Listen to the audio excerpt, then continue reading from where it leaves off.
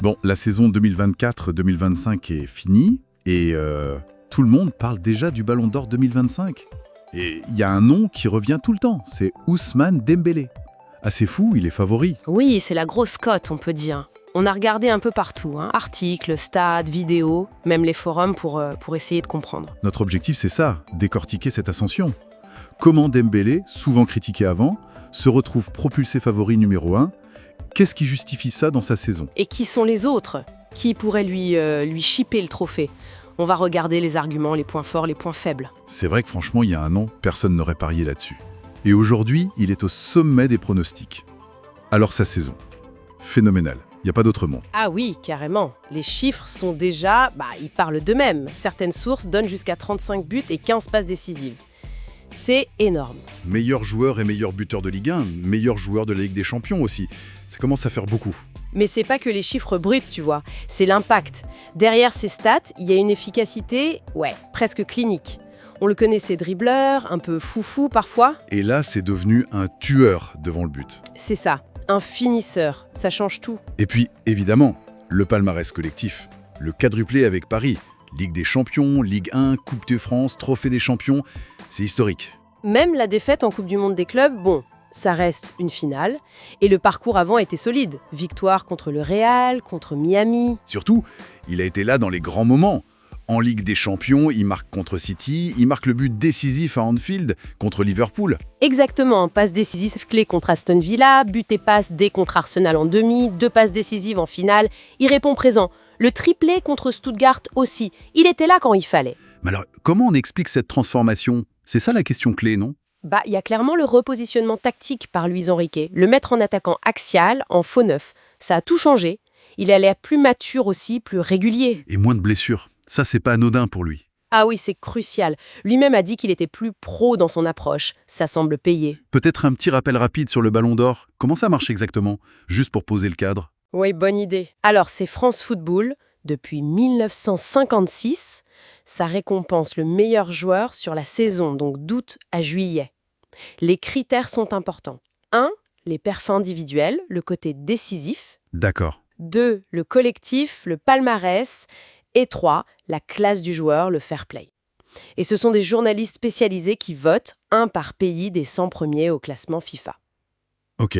Et faut rester prudent, on l'a vu en 2024. Tout le monde ou presque donnait Vinicius gagnant. Et hop, c'est Rodri qui l'a eu. Exactement. Donc rien n'est jamais joué d'avance. Mais cette année, même si Dembélé est favori, il y a quand même de la concurrence. Ah oui, bien sûr. Les bookmakers le mettent loin devant, ok, mais il y a d'autres noms qui circulent. Lamine Yamal, Rafinha au Barça. Au PSG même, il y a du monde. Vitinha, Hakimi. Oui, Vitinha a fait une saison énorme aussi. Et Hakimi, faut en parler. Saison record pour un défenseur en Ligue des Champions, 4 buts, 5 passes D. Il marque en finale. Il a eu le prix Marc-Vivien Fouet. Son influence a été considérable, c'est vrai. Après, pour Yamal et Rafinha, ils ont été très forts individuellement. Rafinha, souvent très décisif pour le Barça, mais collectivement, moins de titres majeurs cette saison, surtout en Europe. Et Salah, on en parle moins, peut-être. Ses stats en Angleterre sont dingues. Un internaute sur Reddit parlait de 47 contributions de buts. Mais Liverpool sort tôt en Ligue des Champions. Éliminé par le PSG, d'ailleurs. Justement, ça joue, forcément. Du coup, quels seraient les arguments contre Dembélé? Parce qu'il doit bien en avoir.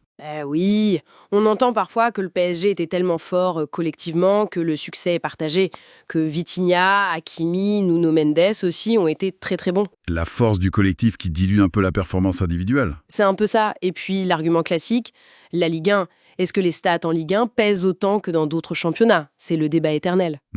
Et peut-être la constance sur toute la saison? Il a surtout explosé en deuxième partie, non? C'est vrai qu'il a été particulièrement stratosphérique après l'hiver. Donc oui, la constance sur 10 mois, ça peut être un point de discussion pour certains votants. Bon, malgré tout ça, difficile de ne pas le voir comme le favori logique. Les stats, les trophées, cette métamorphose, c'est assez bluffant. Oui, le dossier est solide, très solide même. Ce repositionnement, cette nouvelle efficacité, c'est indéniable. Mais voilà, la concurrence existe. Yamal, Vitinha, Hakimi, Salah, Rafinha, ce sont des joueurs de classe mondiale. Et les critères du Ballon d'Or, comme tu disais, le collectif, l'individuel, la classe, ça laisse une part d'interprétation. L'exemple Rodri-Vinicius est là pour nous le rappeler. Exactement, c'est pas une science exacte. Alors pour finir, qu'est-ce que ça signifierait, sa victoire? Si Dembélé gagne, ce serait quoi, hein? Le triomphe des stats et du palmarès sur une saison? Ou peut-être la reconnaissance d'un changement spectaculaire, d'une rédemption sportive presque, d'un joueur qui a surmonté les critiques et les blessures. Et ça relancerait sûrement le débat sur le poids des championnats, non? Et sur ce que veut dire meilleur joueur dans un sport aussi collectif que le foot. Tout à fait. C'est une question passionnante et on aura peut-être un élément de réponse en fin d'année. Ça laisse matière à réfléchir.